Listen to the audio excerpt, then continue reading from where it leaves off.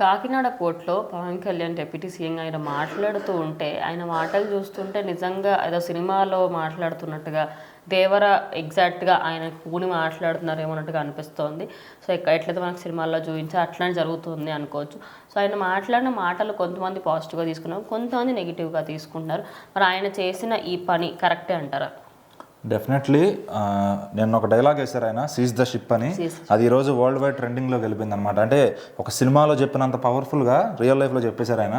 So ఇంతకుముందు ఎప్పుడో కూడా ఆయన పదవిలోకి రాకముందు, అసలు పార్టీలో గెలవకముందు ఈ కాకినాడ పోర్ట్ ఇష్యూ గురించి, అక్కడ ఉండే రౌడీజం గురించి, చేసేదాని గురించి ఎప్పుడో మాట్లాడాడు ఆయన. సో ఈరోజు ఆయనకి ఇదే అవకాశం వచ్చింది. సో ఎందుకంటే కేంద్రం నుంచి ఫుల్ సపోర్ట్ ఉంది. సో ఏంటంటే వాళ్ళని గెలిపించాడు కాబట్టి వాళ్ళు ఖచ్చితంగా ఈయనకి ఏదన్నా సమయం హెల్ప్ అయినప్పుడు వాళ్ళు ఖచ్చితంగా చేస్తారనే ధైర్యం ఈయనకి ఇచ్చారు. సో ఈ రోజు ఈయన అడుగు పెట్టాడు ఆ కాకినాడ పోర్టులో. ఫస్ట్ ఢిల్లీ నుంచి రాగానే ఆయన చేసిన పని అదే, డైరెక్ట్ కాకినాడ పోర్టుకి వెళ్ళారు. అలా సైడ్ షోతో చక్కగా సెల్ఫీ తీసుకున్నారు. ఏదో క్యాజువల్గా వచ్చాడుగా అని కూడా అందరూ అనుకున్నారు. బట్ అక్కడ ఉన్న వాళ్ళందరికీ ఒక షాక్ ఇచ్చారనమాట. సో ఏదైతే అక్రమంగా రవాణా జరుగుతుందో కొంత సరుకు, సో అది ఇంత జరుగుతుంటే మీరు ఏం చేస్తున్నారు అని చెప్పి ఆన్ ద స్పాట్లో సీజ్ చేశారు. ఏమన్నా ఇష్యూస్ వస్తే నాకు చెప్పండి, సెంట్రల్ వాళ్ళతో నేను మాట్లాడతా అని చెప్పారనమాట. సో ఈ ధైర్యం ఇదంతా చూస్తుంటే నిజంగా ఫ్యాన్స్ అందరికీ గూస్ బంప్స్ వస్తున్నాయి. ఇదే కదా మేము కోరుకుంది ఆయన నుంచి, అంటే ఈ పనితీరే కదా ఆయన నుంచి, ఈ స్పీడ్, అగ్రెసివ్నెస్. మళ్ళీ కొన్ని విషయాల్లో అడిగితే ఏమంటున్నారంటే నా చేతుల్లో ఫుల్ పవర్స్ లేవు, నాకు కానీ అవి ఇస్తే నేను మామూలుగా చుక్కలు చూపిస్తాను ఒక్కొక్కడికి. అంటే ఇప్పుడు హోమ్ శాఖ ఉన్న పవర్స్ ఈయనకి లేవు. సో ఈయనకి ఇచ్చిన కేటగిరీ ఏదైతే ఉందో అది మాత్రమే చేయగలుగుతాడు ఈయన. సో అలా కొన్ని నాకు ఇంకేమైనా ఎక్స్టర్నల్స్ ఇవ్వగలిగితే నేను ఖచ్చితంగా మీరు అడిగినట్లకన్నిటికీ నేను చేస్తానని చెప్పి ఆయన మీడియా ముఖంగా చెప్పారనమాట. సో ఇప్పుడు ఏమవుతుందంటే ఈ వచ్చిన వీడియోస్ అన్నీ పెట్టుకుని ఇప్పుడు ఒక దేవరాతో పోల్చుకుంటున్నారు. దేవరాలో ఆయన కూడా స్మగ్లింగ్కి వెళ్ళే వాళ్ళకి ఒకటే చెప్తాడు, మీరు కానీ మళ్ళీ సముద్రం ఎక్కారంటే నేను అడ్డంగా నిలబడతా, మీకు ఈసారి ప్రాణాలు తీసేస్తా అంటాడు. సో అలా వీళ్ళు కూడా ఇప్పుడు పవన్ కళ్యాణ్ గారి విజువలైజేషన్ కూడా అలాగే ఉందన్నమాట. ఆయన చెప్పిన తీరు కానీ, అంటే ఇంకా సముద్రంలోకి వెళ్తే మీరు ఏం చేయాలి, ఎక్స్పోర్ట్ అండ్ ఇంపోర్ట్.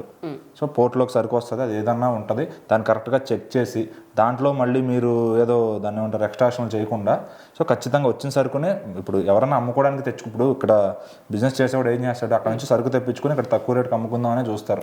సో ఏంటంటే అంత ఫెసిలిటీ మీకు గవర్నమెంట్ ఇచ్చినప్పుడు దాన్ని సద్వినియోగం చేసుకోండి. అంతేగాని మీరు తప్పుడు దారిలో వేరే స్మగ్లింగ్ చేసి ఇక్కడ మన దేశంలోకి వేరే తరలించి, మన దేశం నుంచి సరుకు అంతా అక్కడికి తరలించి, సో ఇన్ని స్కామ్స్ చేస్తున్నందుకు అక్కడ పోర్ట్లో వాళ్ళకి సపోర్ట్ చేసి, సో ఇవన్నీ చూస్తా అయితే ఖచ్చితంగా ఈయనకి కడుపు మండిపోతుంది.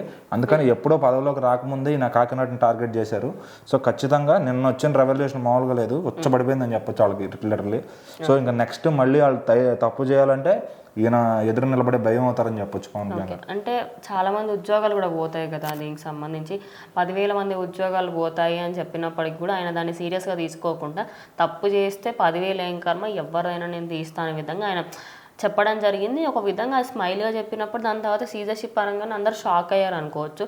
అంటే ఇప్పుడు ఎవరెవరి జీవితాలకు సంబంధించి అంటే ఉద్యోగాలు ఎవరెవరికి పోతున్నాయి అనుకోవచ్చు. అంటే డైలీ వేజ్కి వచ్చే వాళ్ళకి ఏ ఇబ్బంది ఉండదు. ఎందుకంటే ఈ రోజు మీరు పనికి రావాలనుకుంటే మీరు వస్తారు, మీరు వద్దు అనుకుంటే మీరు రారు పనికి. సో అట్లా ఏంటంటే డైలీ వేజ్ వచ్చే ఎంప్లాయీస్కి కానీ అటువంటిది ఏమి ఇబ్బంది ఉండదు. ఎవరైతే ఇందులో వర్క్ ఇది అని తెలిసి కూడా పనిచేసి తప్పు చేశారో వాళ్ళందరినీ ఏర్పడేస్తున్నారు అనమాట. సో 10,000, 5,000 అని నెంబర్ లేదు ఇక్కడ. ఎవరైతే మొత్తం ఏపీకి సంబంధించిన పోర్ట్స్లో వర్క్ చేస్తున్నారో వాళ్ళందరూ తప్పు చేశారని అందులో జరిగిన దానిలో కానీ కేసులో కానీ వాళ్ళు ఇన్వాల్వ్ అయ్యి ఉంటే ఖచ్చితంగా వాళ్ళందరినీ డిలీట్ చేసేస్తారనమాట. సో ఏంటంటే ఇప్పుడు పవన్ కళ్యాణ్ గారు ఇంకా ముందుకి ఈ విషయంలో ఇంకా ముందుకెళ్తే బాగుంటుందని ఫ్యాన్స్ కూడా కోరుకుంటున్నారు అనమాట. ఖచ్చితంగా ఆయన శాఖ కాదు కదా అది, ఒక విధంగా చెప్పండి. నాదెండ్ల మనోహర్ గారు ఇంకా దీన్ని నేను హ్యాండిల్ చేయలేను కాబట్టి ఆయనకు అప్పగిస్తున్నా అని చెప్పి ఆ మాట చెప్పడంతో ఆయన వచ్చిన వెంటనే ఆయన యాక్షన్ తీసుకున్నారు. బట్ ఇంకా దీనికి సంబంధించి ప్రతి పోర్ట్లో ఆయన ఒకసారి వెళ్ళి తనిఖీలు చేస్తే బాగుంటుంది అంటున్నారు. అదే మెయిన్ ఏంటంటే ఇప్పుడు తప్పును ఆపాలంటే అది రాష్ట్రంలో ఏ నాయకుడైనా అవ్వచ్చు, అది ముఖ్యమంత్రి అవ్వచ్చు, ఉప ముఖ్యమంత్రి అవ్వచ్చు, ఆఖరి బెంచీలో ఉన్న ఎమ్మెల్యే కూడా కావచ్చు. ఏంటంటే ఆ తప్పు చేయాలనే ఆలోచన చంపాలి. అది ఏ నాయకుడైనా ప్రజలు గౌరవిస్తారు. సో ఇప్పుడు ఈయన క్యాడర్ పెంచుకుని ఈయన రేపు అన్న రోజు సీఎం అవ్వాలి అంటే సో దూసుకెళ్ళాలి కొన్నిసార్లు. అంటే ప్రెజర్స్కి ఎట్లకి లోన్ అవ్వకుండా ఈయన ఇండివిజువల్గా ఏదైతే ఎంతవరకు వెళ్ళగలుగుతాడో. సో ఈరోజు ఈయన వెనకమాల కేంద్రం ఉంది. సో ఖచ్చితంగా ఇక్కడ స్టేట్లో అడగాల్సిన పని లేదు. సో దీనికి చెక్ అంటే చెక్ పెట్టేయాల్సింది. ఎందుకంటే ఆ సపోర్ట్ ఇప్పుడు మోడీ గారు ఇట్లా నేను చేస్తాను అంటే ఆయన కూడా కాదండి. ఎందుకంటే తప్పును అక్కడ మోడీ గారు ఎంకరేజ్ చేయరు కాబట్టి. సో ఈయన ఆలోచనతో విధానానికి ముందుకెళ్తే ఈయన ఆవేశంగా వెళ్ళినా కానీ ఆలోచనతో వెళ్తాడు. అది ఫ్యాన్స్ అర్థం చేసుకుంటే చాలు. సో ఏంటంటే ఇప్పుడు ఈయన ఏ డెసిషన్ తీసుకున్నా స్టేట్ అంతా గౌరవించాల్సిందే. సో ఈయన ఎందుకంటే తప్పుదారిలో వెళ్ళే సొంత ఎమ్మెల్యేని కూడా ఈయన క్షమించనని చెప్పేశారు. సో నిజంగానే ఇప్పుడు రాష్ట్రంలో ఒక దేవరా లాంటి మనిషిలాగా చూడొచ్చు ఈయన మనం.